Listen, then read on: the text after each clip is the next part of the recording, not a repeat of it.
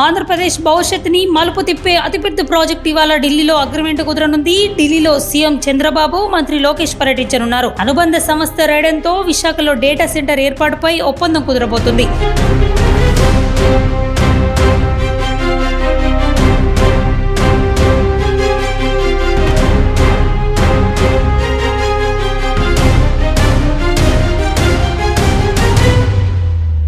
88,000 కోట్లతో విశాఖలో data centre ఏర్పాటు కాబోతుంది. దేశంలోనే తొలి కృత్రిమ మేధస్సు కేంద్రం ఏర్పాటుకి గూగుల్ ఏఐ హబ్ పేరుతో విశాఖలో శ్రీకారం చుట్టనుంది.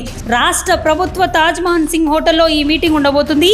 దేశంలోనే అతిపెద్ద విదేశీ ప్రత్యక్ష పెట్టుబడిగా రికార్డు సృష్టించబోతుంది.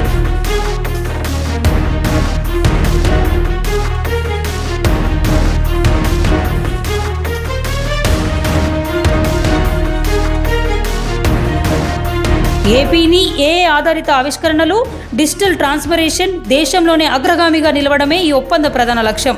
ఇది ఏసియాలోనే గూగుల్ చేపట్టే అతిపెద్ద ప్రాజెక్టులో ఒకటిగా నిలవబోతుంది. ముఖ్యంగా యువత కోసం ఏఐ నైపుణ్య కార్యక్రమాలు అమలు చేయబోతున్నారు.